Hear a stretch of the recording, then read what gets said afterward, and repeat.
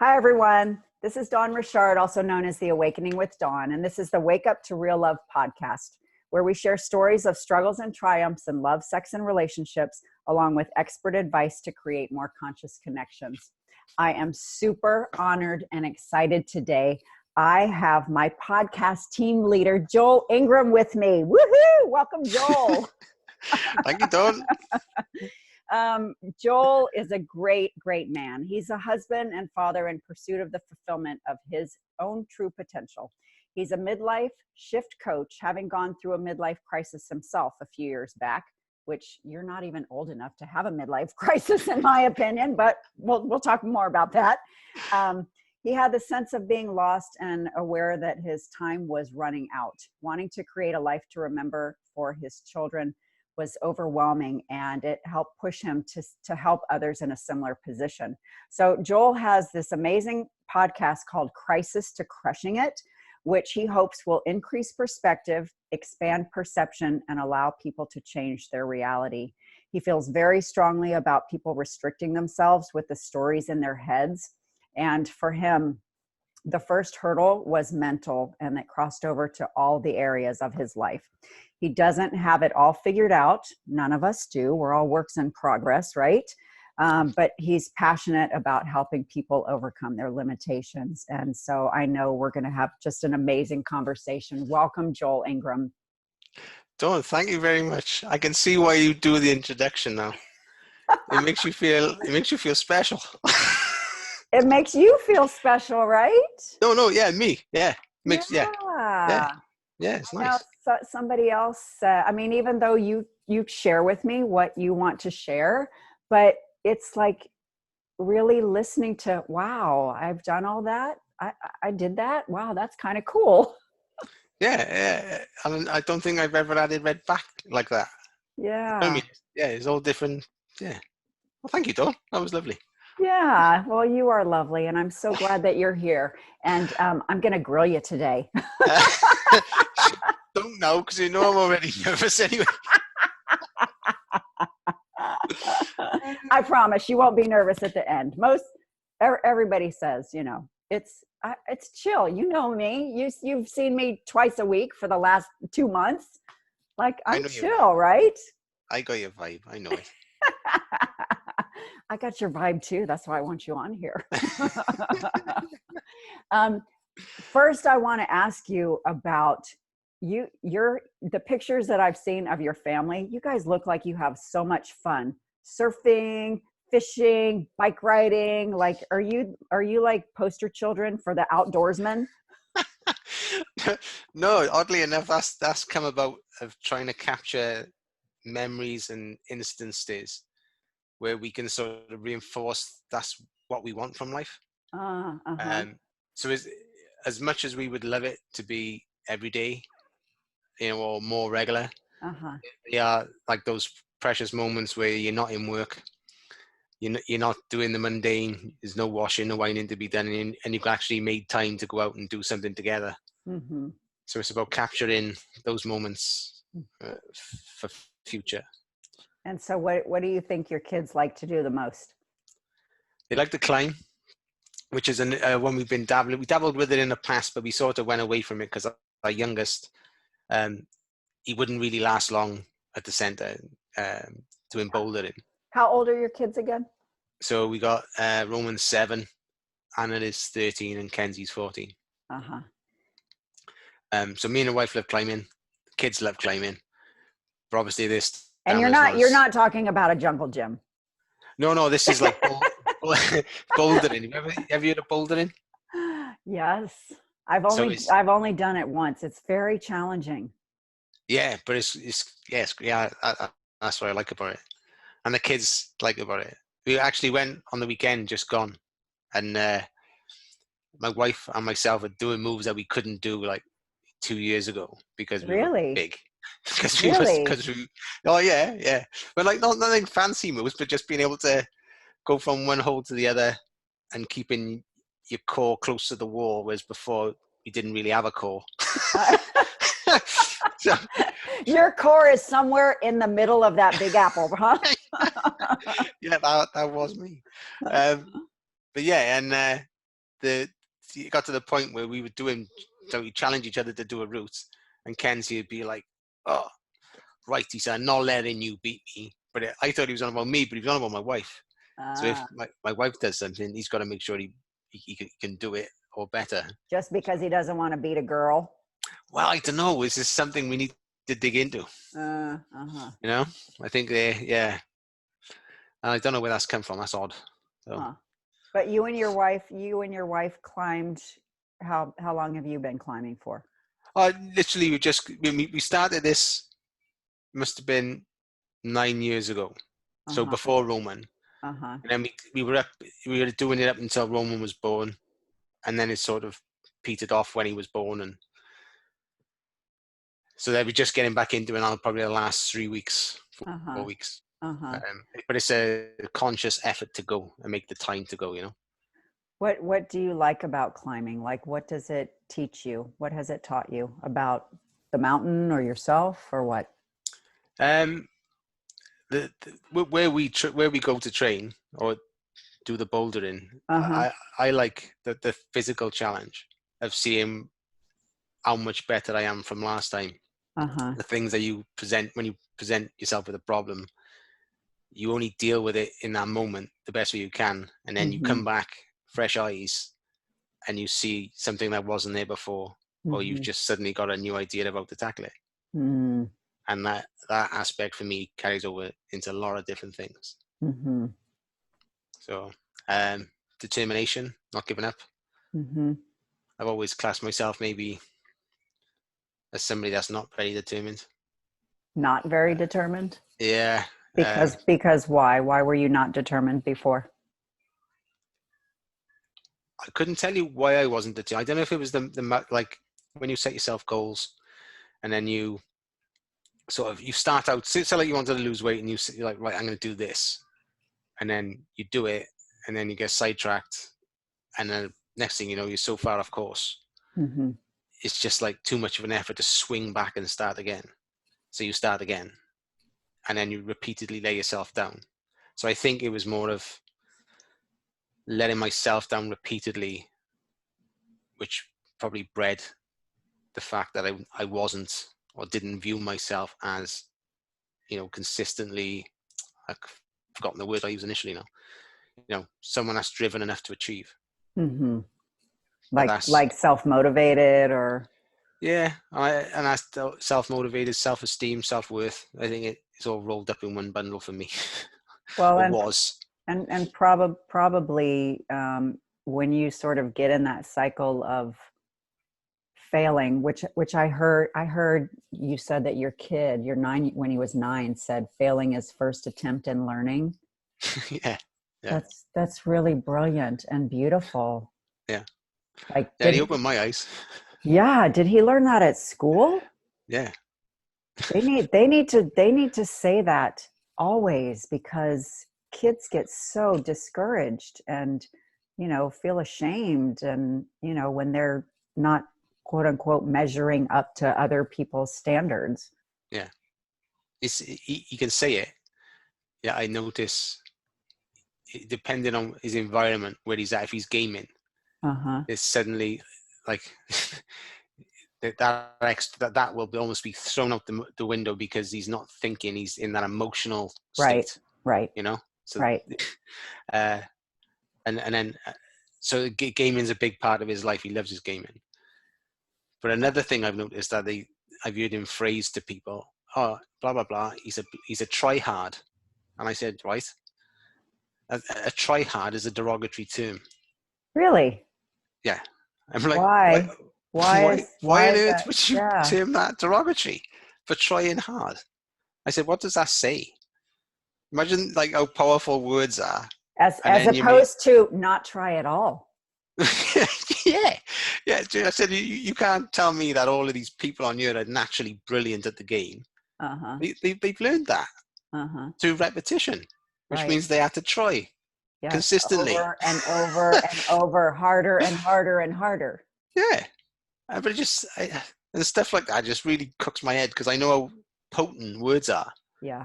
And then to frame something that's a real, to me, is like the fact it's a triad, I thought, well, yeah, bloody good on you too if you're going to try and try hard. Uh-huh. But then you're making it a negative. Uh-huh. I don't know. Probably just me just trying to understand kids.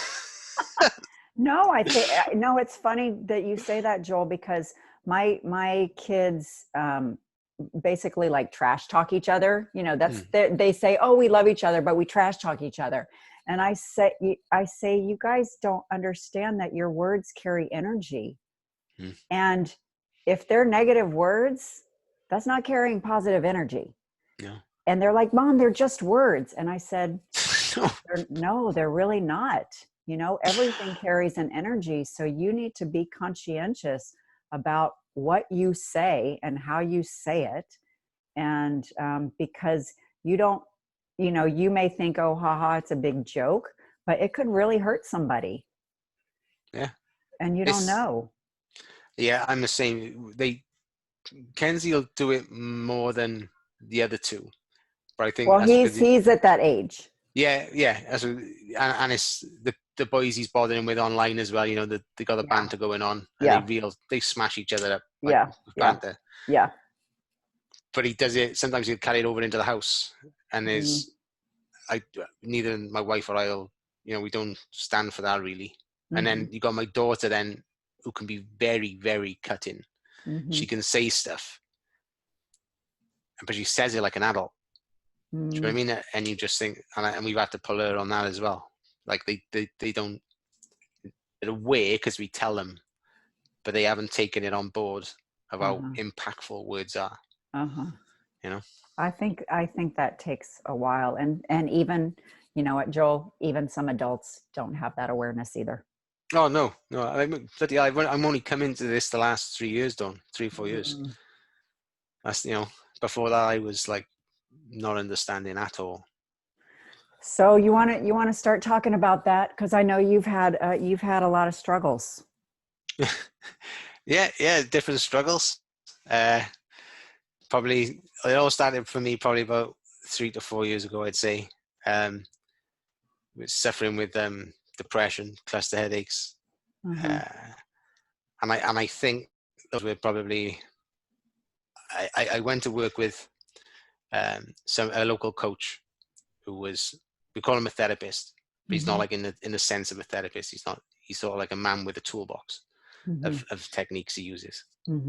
And he used to work at where I currently work, which is, and I'd seen his name up on the board a couple of times in work, and I was like, oh, I'm going to work with him one day, And eventually then the situation got to the point where I was like, I need to do something, because if this keeps on, and I was aware I was miserable, and it wasn't just miserable and fulfilled. It was like, this was like another level. Like, what's the point?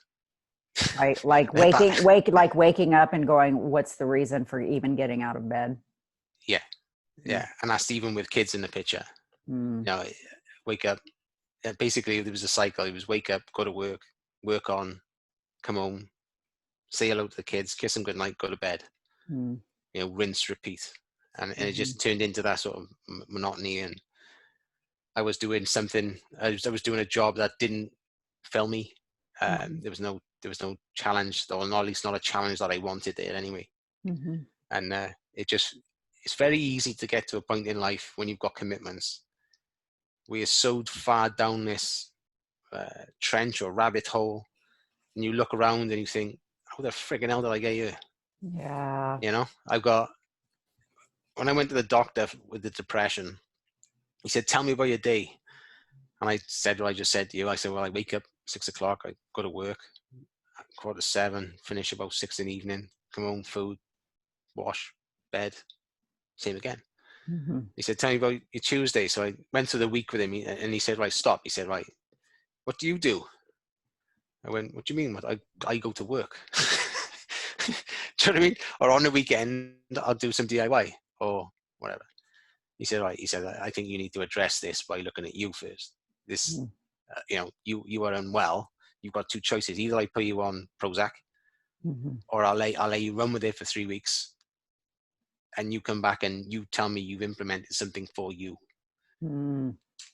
and the thing that I was trying to implement for me was training, because I've always trained. I've never been in any real shape, but I've always like lifted or rugby or hockey or whatever. Just some activity. Yeah, something.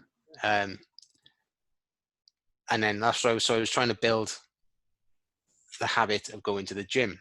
But then the struggle that I came up against then was, if I finish at 3:00, I don't do my overtime, and then I go to the gym. But while I'm at the gym, I'm away from the family.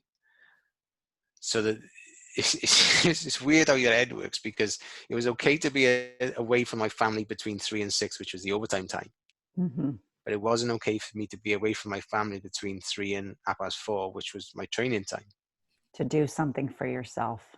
Yeah. And we weren't talking every day. This is like 2 to 3 days a week. Right. And then after 4:30, then home and the families, it's, and I don't know if I'd still have the problem now, because I've shifted my training to the morning.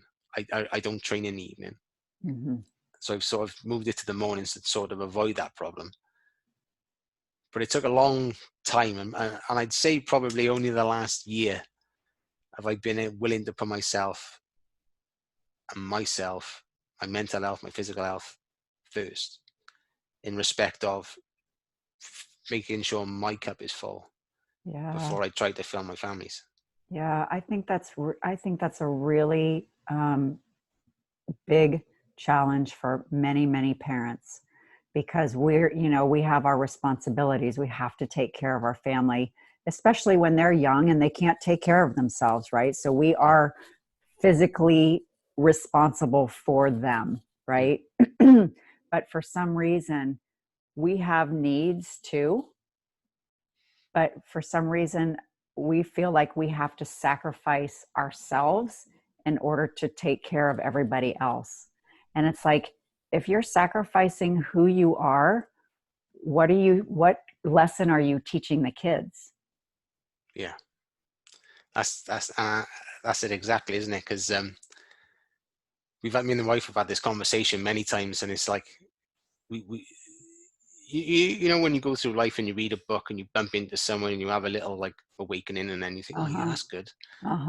All these little things that have happened, and we've got to the point where we sort of realize our habits and behaviors, the kids are seeing, and they're going to mirror. Yeah. I don't want to model. I didn't want to model, and this was part of the driver for me wanting the change in my life, not wanting to lose my wife, because if I'd have stayed the grumpy bastard I would have lost my wife. I know I would have, because she told me after the event, and then with that goes losing the kids, and also being aware I wasn't creating the relationships with my children, especially my eldest son, that I initially imagined when I first had a son. I sort of imagined it as some magical relationship where we sort of, we did everything together. But the early years of working and overtiming, and by the time you come home, he's ready for a bath and bed, and that time is so precious, but it goes by so quick. Yeah. And it always reminds me of that Cat Stevens song. Is it Cat Stevens? The Cat's in the Cradle. Do you know that song? No.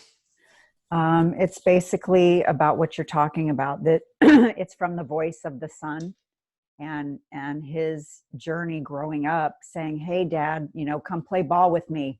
I'm too busy. I have to work. I have to do this. We'll get together then." And it's his whole life. He's asking his dad to make time for him, and his dad constantly tells him no. And then he becomes an adult, and his dad's dying, or I forget the exact, the exact words of the song. But the whole point is, you want whatever kind of relationship you want with your child, you have to create that. Yeah. You have to make different choices. And one of the things, like when you said this on I can't remember which podcast you said it on, but it really hit me hard, because this is something that I try to live my life by as well. It's Is the person I am congruent with the person I want to be?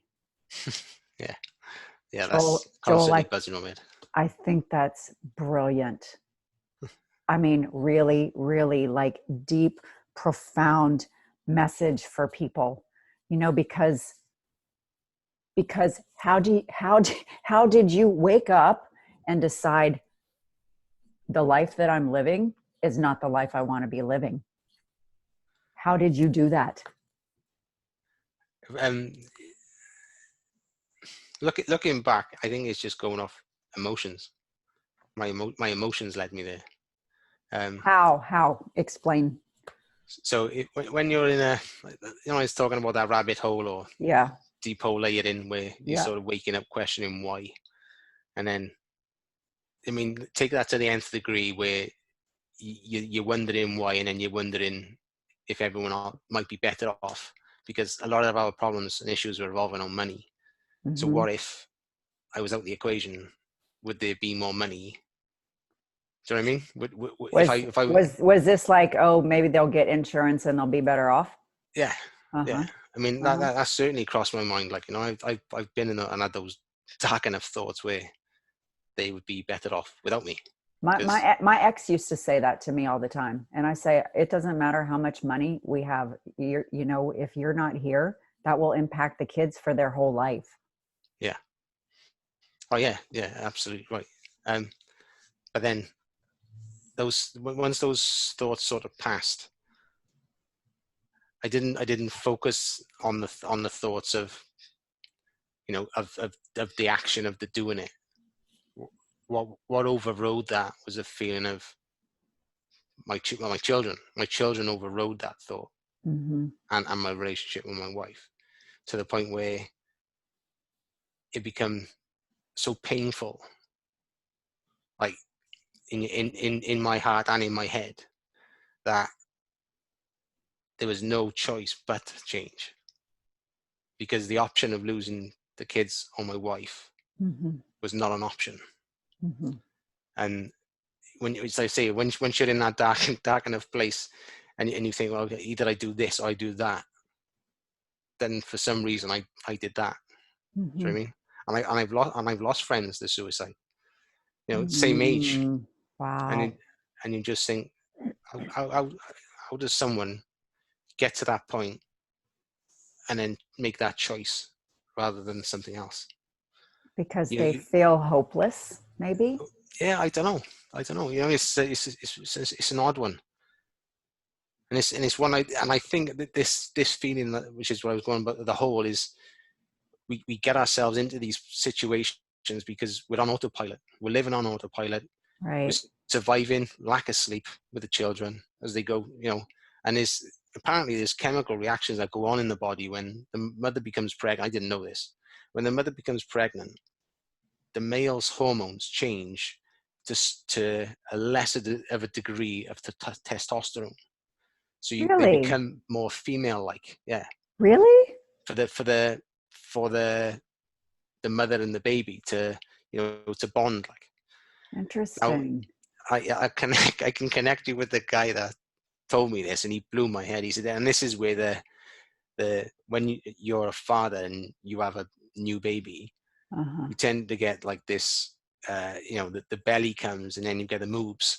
Uh-huh. Do you know what I mean? You Man boobs, moves. Okay. tend to get this body which is not masculine and it's not female, it's somewhere in between. Right. But that's because of what's going on inside, because obviously you can't have a part of you, one of your cells in something else, that you're just willing to just say, oh, well, that's just one of mine. It's on some level you're connected. Wow. That is So yeah, so he sort of blew trippy. my mind with that. But then with that goes then all the emotion, the emotional feelings, being more emotional, feeling more emotional, being more aware of your Actually emotions. allowing yourself to be more sensitive, Joel Ingram. Yes, indeed. Well, as you know, Dawn, it's not acceptable in society for men to show their emotions. And it's That paradigm is shifting, Joel, and it yeah, and it only shifts when each man takes responsibility and shows up showing that to the world. Yeah, totally agree. And that's part of the message I feel strongly about. Uh-huh. I'm willing to be the one that people laugh at and say, oh, look at him, you know, whatever derogatory term they want to point at me and say. Uh-huh. I'm willing to show them I don't care. I'm Uh-huh. caring about other people's opinions. It's held me back for 41 years. It's not going to hold me back anymore. Yeah, So well, and you don't want your son to grow up that way either. no, absolutely no. This comes back to them mirroring our actions. Uh-huh. You know, they see what would say you are what you repeatedly do, and if I do that and he sees that, Right. I don't want that for him. Right. No way do I want that for him. I want him to live a life where he's charged. So I Uh-huh. mean, he's living a full life Uh-huh. where he's ticking all of his boxes, and he's jumping out of bed because he's like keen to get going and he can't wait for the day to start. You know, it's just being able to mirror it myself in a way which is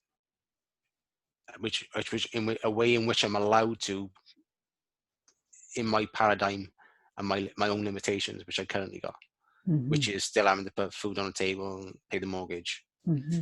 and everything else. But I think, this was one of the issues that I had with my ex, because I knew he carried around a lot of sadness and hurt in him. And the way that he expressed it was through anger and sort of, blaming and yelling, and really not really managing his emotions in what I would consider a healthy and constructive way. And, that I had a really challenging time with my own boys to try and say, to them, like, I don't want you to repeat that behavior because I see your dad suffering. I want you to be able to figure out what's underneath all of the outward expression is not often what's really going on inside. No, And, absolutely. if you can figure out how to get underneath, that's what's going to be healing. That's what's going to help you feel more connected to yourself, as well as feeling more connected to your partner, to your children. And if you give yourself permission to express in that way, what a beautiful gift you're giving them, to say your emotions matter. Yeah. Your emotions are valid. For me, your emotions are signposts. They're critical, absolutely critical. Yeah. And then it just sort of bewilders me, the fact that we got the macho-ness, Uh-huh. of shoving it down inside. Uh-huh. Don't feel it. Shove Uh-huh. it down inside. Make yourself freaking ill. Give Right. yourself like cluster migraines to the point where you're rocking in the corner and the kids are seeing you crying every day. Yeah, Mm. well done. Yeah, look at the life you just created through not being willing to express, or it's not. And mine was, I wasn't willing to express my emotions because I didn't. The only way I would have expressed them was not good. So, I mean, I would have been the shouty person, Uh-huh. but everybody else would have known me as calm and everything else. Well, and also, didn't you say that you used to hide under this facade of, oh, fun and light-hearted Joel? Yeah, yeah. So, yeah, that was during. Yeah, that was probably about 4 to 5 years ago, where I was a bigger version of me, where you sort of, yeah, I was, for example, I was putting away like 24 cans of Strongbow on a Friday and Saturday night. And the wife, and Wow. then we're talking pizzas followed by like a big pizza Uh-huh. each, and then the next night would be because you'd be hungover, you'd wake up and you'd have a McDonald's, Uh-huh.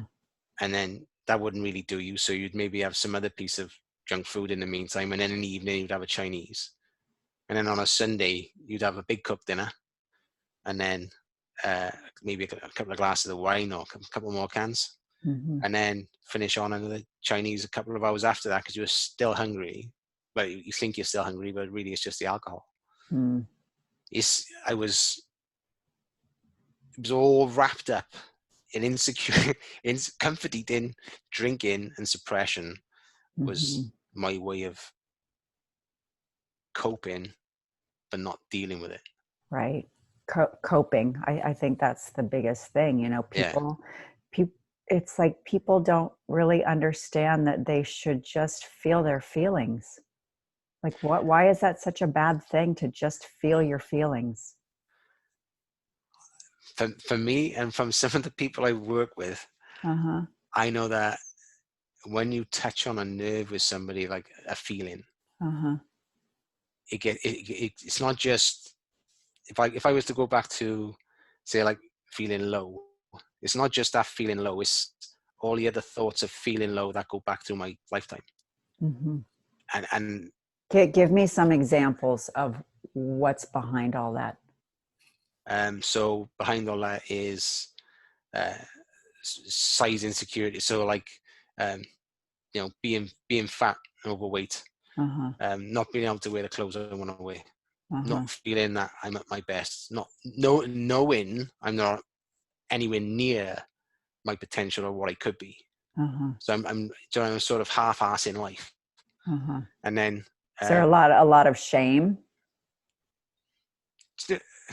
yeah, I say shame, but oddly enough, yesterday, I can't remember what it was. Something triggered me. It might even been you, actually, after the call. I And tend to something trigger was people, Joel. Sorry. something. It's all good. Something was mentioned, and I started thinking about what that was it. So guilt came up, and I Uh-huh. started just random thought. Guilt just popped in my head, Uh-huh. and I started thinking. I thought, well, what if I'm trying to achieve something? What is holding me back? And if because guilt and shame are the lowest vibrations. Mm-hmm. So if I'm resonating on some level with guilt and shame, I can never be the upper levels because I'm always dragged down by the lowest anchor. Uh-huh. But I just started like playing with stuff in my head, and I was like, yeah. And it was elements of shame, but the biggest thing that came over for me was guilt. And I'm still digging into guilt around what. Mm. And I think it's around loving myself. If I was going to be completely honest, is guilt that I didn't allow myself to be the person I could. And there's all this time has gone past, Mm-hmm. and I'm there now, and I am the sum of my experiences, and I'm a lot wiser for them. Mm-hmm. But looking back, it feels like, I could have done so much more and maybe helped so many more people if I had been me 20 years ago. Do you think some of that relates to what you were talking about the other day of the things that you really were interested in, but that you really weren't allowed to pursue? Oh yeah, yeah. Yeah, definitely. I've always been into um, what's the word? Alternative ways of thinking. Creative. Create, being creative. But that goes right the way back to school. Uh-huh. I mean, it was encouraged in school, in primary, not so much in comp, but Uh-huh. certainly, like my mother was supportive. Like I was sort of asked questions around cooking and other bits and bobs, and I do sewing and crocheting and finger knitting and all sorts of different stuff. Uh-huh. Um, but then when you're at school and then you're showing interest and doing well in these subjects of cooking, of needlework, of this and of that, Uh-huh. and then you've got somebody who's in charge of your education can turn around and say, well, when you come to make your choices, because the first 2 years of comprehensive, when I was in school, they sort of exposed you to a lot of different stuff, Mm-hmm. and then you sort of hone down the direction you wanted to go, and then the person that's in charge of helping you define your future Mm-hmm. has not got is not being open enough with the question of, okay, so how are you going to combine needlework, cooking, art, and all those creative things to make a living for yourself? Mm-hmm. Their response was, oh, great. Well, you're going to be a teacher. Mm. Now, a teacher is a really responsible role, Mm-hmm. but not the way she said it, Mm. you know?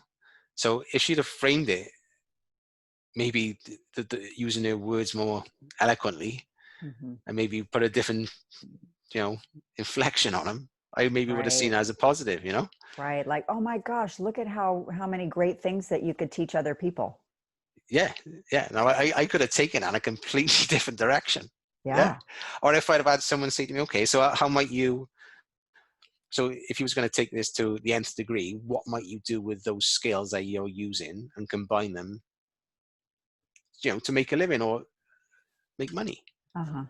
But that was never proposed. And I think that's what I then diverged, but not just a little bit. I went the other way. So I went very mechanical, electrical, woodwork. I was into woodwork as well. Uh-huh.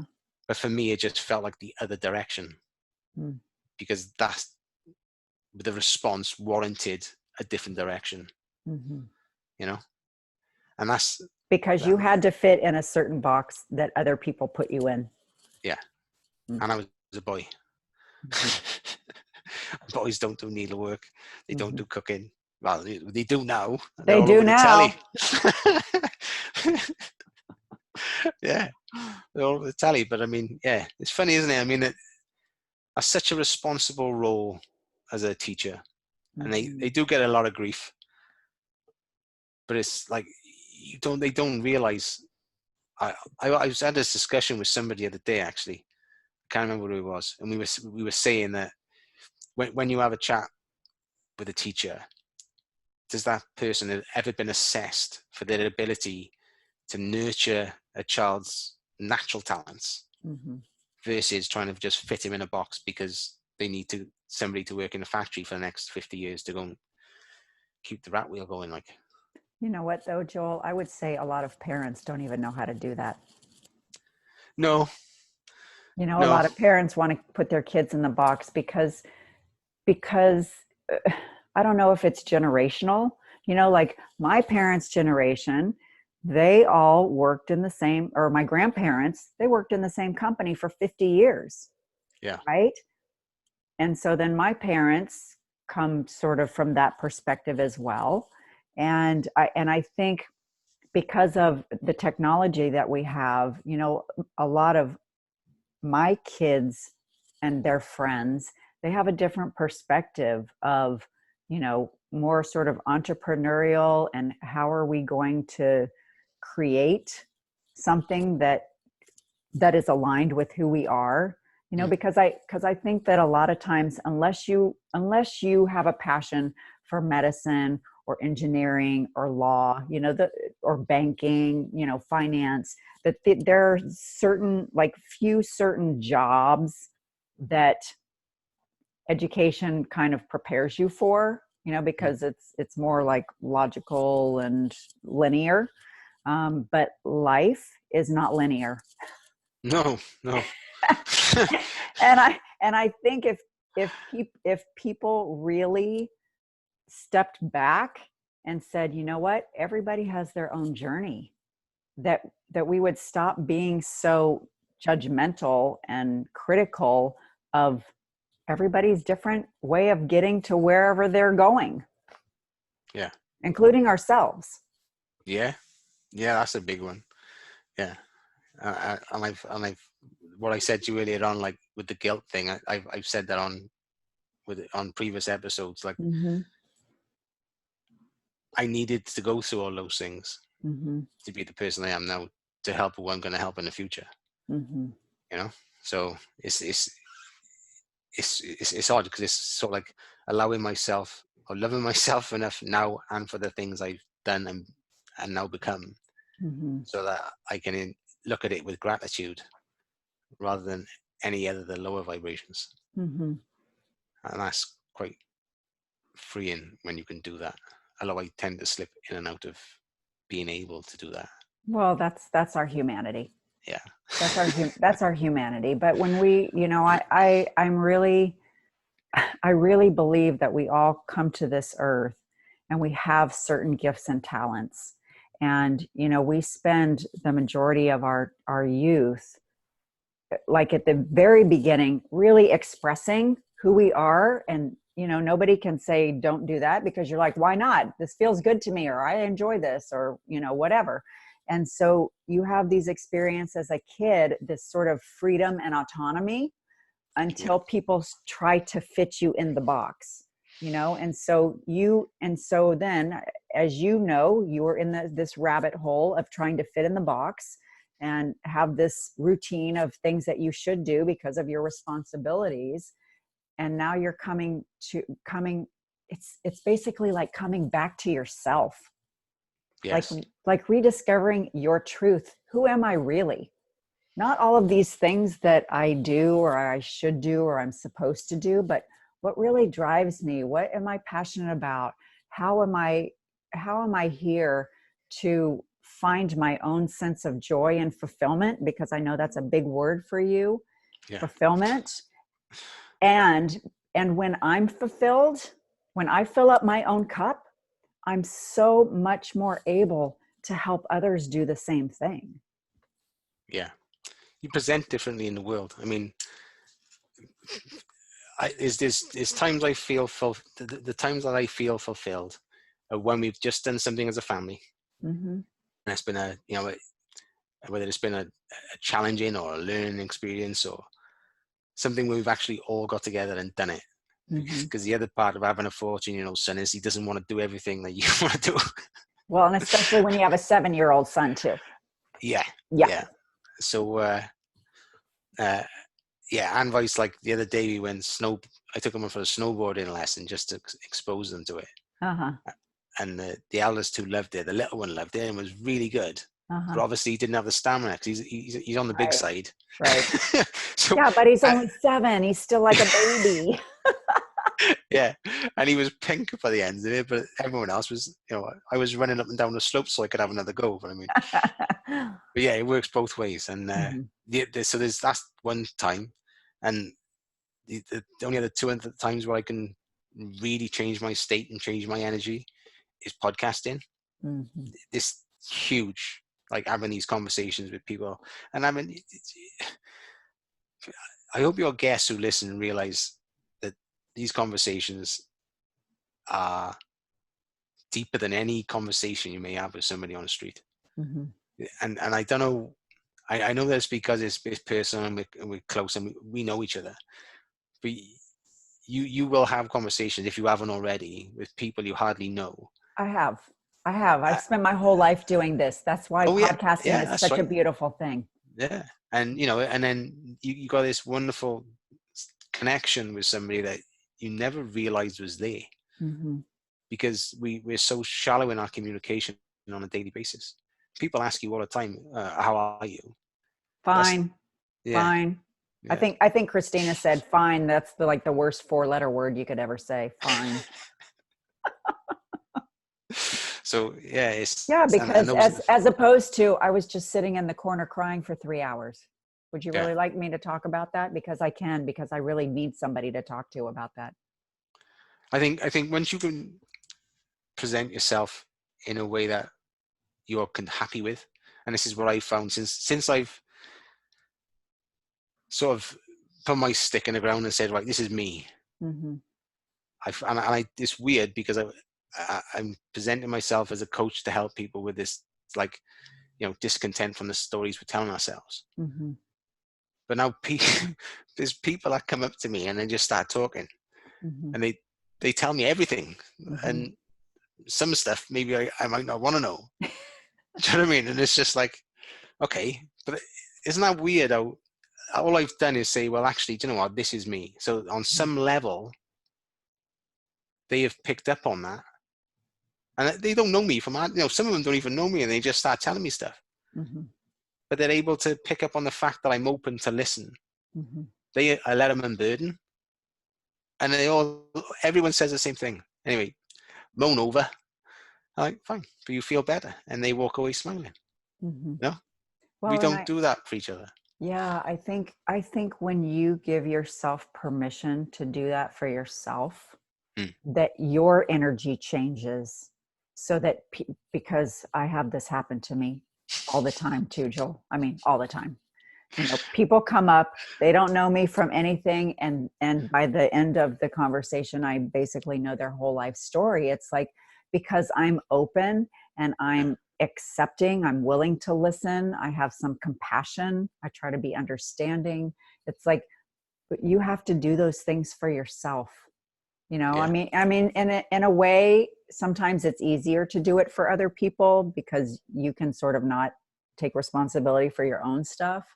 But when you do your own deep inner work, you know how challenging it is, and you know that it's a lifelong process. And so, you know that, like, I wanted support. I mean, I think I've talked about this in the podcast group, that, you know, there were hundreds of times I cried to my friends, to my family, to my colleagues. I'd go to work and I'd start telling the story and I would just bawl because I just wanted to be heard, because I wasn't being heard at home. Yeah. You know, and I think when you create that, like, safe container for people, what a gift, because a lot of people don't have anyone to share that with. Yeah. And so they walk through life feeling like invisible, I guess. Yeah. Yeah. It's tragic. It is tragic. I mean, I kind of encourage any of your listeners, if they're in their going about their office business or whatever, and they can see somebody that's a little bit quiet, or maybe they've got an inkling that something's not quite right, Mm-hmm. is go up and ask. Like, I did this 3 months ago.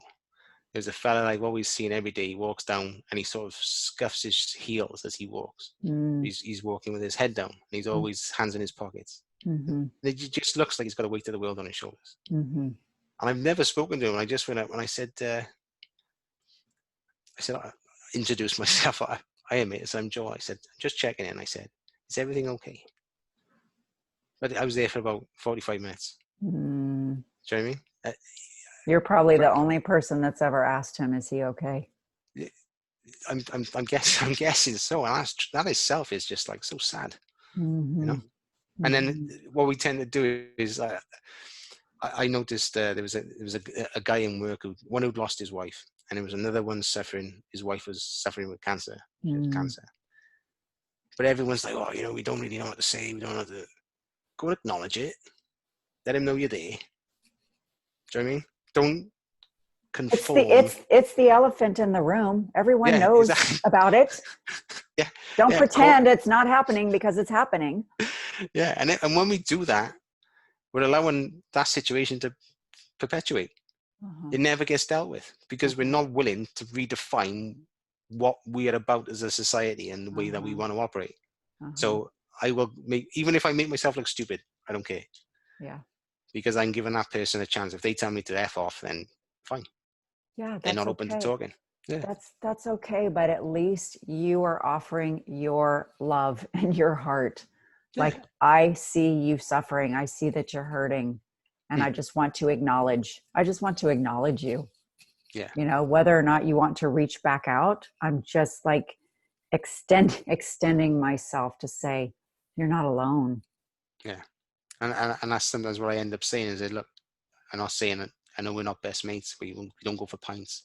But I just want you to know I'm in here if you ever need one. And I'm over there. Mm-hmm. And they all say, thank you. Nobody's ever come back and been really negative or aggressive. Mm-hmm.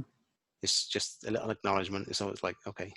Mm-hmm. Then I sometimes wish I could not force them to chat, but wish I could help them take the next step. Right. After acknowledging it. Right. Do you know what I mean? Because I like you say, when you've been through pain, you see others in pain. Mm-hmm. And that is what I'm all, you know, that's part of my thing, is I want to help people. Yeah. The only reason I knew where to turn, and the only reason I knew what I had to fix was in my head, was because of something I was exposed to when I was in 99, where I was going to do an NLP course. Mm-hmm. And I dug into it in 99, but it took me until 2015 to dig back into it. Because you only do it when you're ready. Yeah, absolutely. Yeah. And I was not ready then. I was so not ready then. Mm-hmm. But yeah, it's been a winding path. I mean, from there, what do we do after that? So yeah, so 99 was NLP. About 2006, I think we did a spiritual course, me and my wife. Mm. Then we went into Reiki, Indian head massage, Yeah, metamorphic technique. you did that together. Yeah, yeah. The only one we split on was my wife did hypnotherapy, Uh-huh. and I did metamorphic technique, because we were looking at opening a Like holistic a, practice. uh-huh. But this was in 2008 when Uh-huh. the slump happened, and it just, to be honest, we didn't have a clue what we were doing. We were just like, we had the training, we were just trying to get it out there, you know. But How did those affect your relationship with your wife? oh, good, definitely. I mean, I'm so glad we did it together, because we went all the way up to, you know, Reiki Master with the training. That was very enlightening, Uh-huh. as was the spiritual course. That was nuts. What But did you learn? so on the spiritual course, we did something called psychometry. Wait, Did that? somewhat. Like psychometry. I I think that's don't. what it's called. So if I basically, she brought out a tray, and everybody put an item from their person on the tray, Uh-huh. but it was then covered up, so nobody knew what they put on the tray. Uh-huh. So you didn't know who it come from. Uh-huh. And then you slip your hand and take a piece, and then you'd sort of open up your chakras, and then you just start writing. You'd have a pad and pen in front of you, and you're just staying present, but like like meditation, being present, but also just seeing what comes up in your mind. Mm-hmm. And I had all these sorts of different things pop up. I can remember now, I had it was an old house with a fireplace in the corner, and I described it. And then there was a crossroads, and then there was, remember the old washing mangles? Mm-hmm. Yeah, so crossroads, then the washing mangles, and then there was, you familiar with rugby? Mm-hmm. So it was a second row who jumped up in the air. So he was in a line out. Second row was jumping, and this boy really stood out. Tall fella, blonde hair, you know, yellow top on, and so that was my take on this person's object. So you're completely intuitive. Well, aspects But of you it. didn't know it. No, yeah, and but I mean, all of us did in the course. Uh, And when I actually read it back, I said, I've got this. And I had to sort of point the direction I thought it was coming from. I didn't get a lady right. But I said, and I started to tell the story from the pictures that I was getting. uh-huh. And then she put it all together. She said, oh yeah, that's our old house, the one you just described. She said, the crossroads, the mango first, then the crossroads. The mango was, I went through an experience which really put me through the ringer, which then meant I reached a crossroads in my life. But this was all to do with a loss of her son. And that was the second row. He used to Wow. play second row, had blonde hair, and the kit was Wow. yellow. But the lady taught that to us, you know, as well as auras and everything else. Did that trip you out? Well, for me to remember it, that feels so fresh. Yeah. But and then I've done other stuff since, and it's still, we're so connected, Dawn, on a level we can't even comprehend. Yeah. You know, even just like, what was I doing last year? I think it was. I went to a local class, and I sat opposite a lady, and I had to tell her, and that was the test. Was just tune in. I don't think we actually touched each other. We just sat opposite each other, and I started to say, "Oh, there's this guy who's done this." I said, "Watch him, the one with the tattoos on his arm." Blah blah blah. He said he's a bit of a firework, like. And then it was something else, and told her this story again. And she went, you know, you bang on. She had the guy with the tattoos was my ex-husband. Mm-hmm. I left him because he was a firecracker. Mm-hmm. Do you know what I mean? And you just think, though, it's not that you're looking to brag about these things, but like the fact that you're that connected to somebody without touching them. Yeah. What does that mean? That's what blows my mind. It means we're all connected. It means we're all connected. Yeah, we we don't act as if we're all connected. No. That's And because that's the part that people have forgotten. You know, yeah. that is the same as rediscovering your truth. When you Yeah. rediscover your truth, then you see all of the parts of the puzzle. You know, like I feel like this whole world and this whole life is, we're interlocking puzzle pieces and we don't know how we all fit together. Yeah, that's a good analogy. I like that. Yeah, absolutely. Yeah, you say about finding yourself. I mean, I don't think I've mentioned that anywhere else. Hmm. And being able to express it without fear of judgment Mm-hmm. or people saying, "Oh, it's woo woo" or whatever. I don't, fine. If you think it's woo woo, fine. Mm-hmm. It's just This, because you haven't woken up to your own woo woo. yeah, each their own, isn't it? That's what I don't want to put my judgments on anyone else. So yeah. So it feels good to be able to say that, because that's just another aspect of me being me. Uh-huh. Have So you thank said you for that? that. Have you said you've never said that anywhere else? I don't think I have, no. Just with your That's wife? my wife knows. Yeah. And I only said to her the other day, I said, what if, like, the biggest thing that's holding me back about what I do is when we went into this homeopathic sort of, I wanted to live in this magical spiritual world Mm-hmm. where everyone treated each other right, where we're With all connected love. with Yeah. love. And what I realized quite quickly is that is not necessarily the case. There's still mean people in both sides of the world.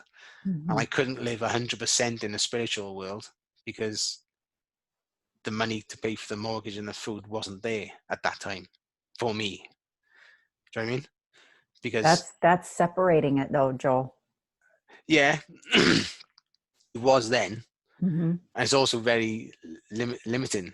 Mm-hmm. My belief around that is very Yeah. limiting. Yep. But I couldn't see a way through it then. Mm-hmm. Do you know what I mean? Mm-hmm. But being able to express that now without fear, Mm-hmm. or and it's not fear of what anyone's going to say, but it's more fear of, will I be pushing people away from me because they know more about me?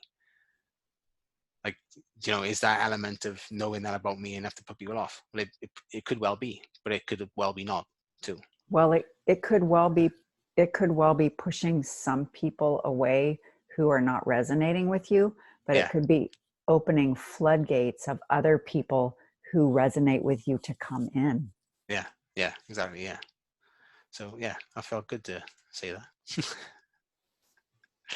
Welcome to Woo Woo. That sounds like a podcast name. Maybe I should change the name of mine. Yeah. This is like honoring your truth. Yeah. That's what made me think of it. Was coming back to who you are. Yeah.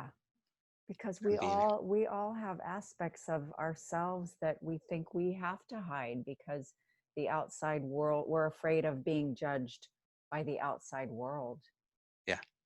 But I mean, after we finish this podcast, I'll tell you some stories, of how my life has opened up, and I have had so many synchronistic things happen because I have opened myself up in the way that I just talked about. This is this is this is big. This is big because when you own yourself fully, Yeah. it's that you give yourself permission to be who you are. And then you're able to do that for Haley. You're able to do that for your children. You're able to do that for your mates, whether or not they want to, whether or not they choose to, because life is all about the choices that you make. Yeah. And so I go back to that statement that you said, is the person I am congruent with the person that I want to be? Yeah. Yeah. So you said that. You said that, not me. Yeah, I'm going to write that down. You don't remember you said it, huh? It's just funny, isn't it? Because it depends on your state of mind. Like that word, yeah, congruent. I don't even know where it's It's a come from. math term. It's a math term. My mom was a math teacher, so Oh, is it? yeah. I've heard it in like mastermind circles, and Yeah. and people use it. Yeah. But it opened my eyes to lots of different things. Mm-hmm. So it's a word I often use, and I try to keep it centered Mm-hmm. on it. But like you say, you're human. Mm-hmm. Yeah, and in another word I use for congruent, I also say aligned. Yes. Aligned with. Yeah. When we're talking about goals and stuff, we use these.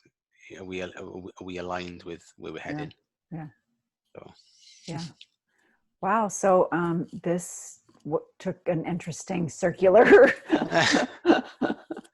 This was not a linear conversation, was it? Absolutely not. It's been good. Good. Okay, so I'm gonna ask you the last question because we're already over an hour. No worries. But my question that I love to ask, because this is the Wake Up to Real Love podcast, is how do you define real love? Real love. Oh, that's a good one. Mm. Good question, Dawn. Okay. Real love. Define. Okay, so for me, real love would be prioritizing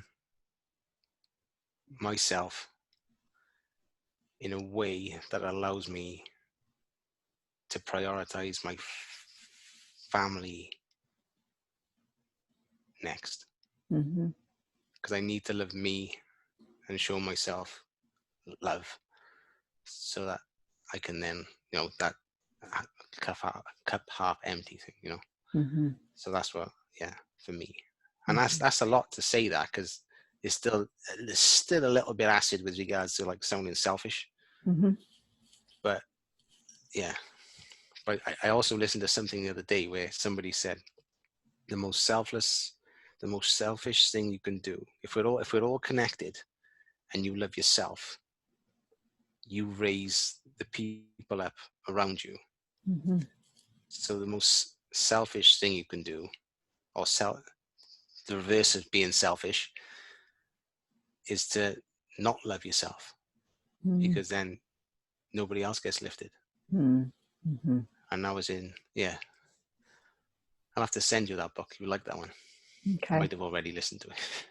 No, because I try to reframe well, there's a difference between being selfish and not having any regard for people around you versus self-care. Yeah. That Yeah. I need to taking care of my self-care is not selfish. No. Self-care is helping me show up in my full authenticity. Yeah. So that, I mean, because I think that when you take care of yourself, you can more easily take care of others. Yeah. From a loving place, from a full place, like you were talking about. It's like taking like you're an ATM and you're giving deposits, and I use this in a partnership. If your partner is constantly taking withdrawals out of your own ATM and never depositing in your account, that leaves you depleted. And you do that. You can do that to yourself too. If I'm constantly taking and I'm never giving to myself, I'm empty. My account's going to run dry. Or filling up the gas tank, similar concept. If I'm not filling up the gas tank, then I'm running on empty, and that's no good for anybody. No, absolutely not. And see that, I think that's the biggest one. That was probably the start of it, is understanding that aspect of loving yourself. Yeah. So that you can then be more full in your love for others. Because all the resentment, bitterness can seep away then. Yeah. Beautiful conversation, Joel Ingram. I thoroughly enjoyed it, Dawn. Thank you very much. I knew it would be. And you went easy on me. No, I asked you some good questions. We got some good stuff. No, you did. You did. I tell you what,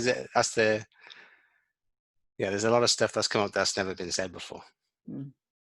So. Good. Well, I'm glad that you felt safe enough to express it. I appreciate that. Always. You've got that energy. And I honor you for that. Thank you, Dawn. Yeah. All right. So if people want to find you, Joel, and find out more about your work, if they would be interested in working with you, how can people get a hold of you? Okay. So please go and check out Crisis to Crushin It, my podcast. Lots of great episodes. And then there's the midlifecrisisman.com, which is the website. Okay. Or if you want a more personal site, on Instagram, it's Joel36 Ingram, and same on Facebook. Okay. So yes, Joel, work with Joel, people. He will help take you from one side to the other so that you can fill up your cup, right? Absolutely. Yeah. Help you fill up your cup so that you can live a more fulfilling life. Yes. And so for me, from my part, if you like what you heard today, which I can't imagine anyone not, please subscribe to the Wake Up to Real Love podcast and share with all of your friends all over the world, because we want to create more of this sense of connection and this sense of, both giving and receiving real love in our lives. So if you would like more help in finding more connection, expansion, fulfillment, and authenticity within yourself and in your relationships, you can find me on Facebook and Instagram at The Awakening with Dawn. And, feel free to send me a message, and I'd be honored to help you find and create more real love in your life. And how I end every podcast, Joel, is basically what we've been talking about, that the most important relationship you'll ever have is the one you have with yourself, so that you can be the kind of partner that you want to have, so that you can be the kind of father that you want to be, so that you can be the kind of colleague that you want to be, so that you can be the kind of mate, that you want to have. It all starts with you, right? So thank you so much for being here, Joel. You're an amazing, amazing man, and you're welcome to come on anytime. Thank you. Dawn. I want to thank you as well, because this message is important, and the more people that are voicing it, the more chance it gets heard.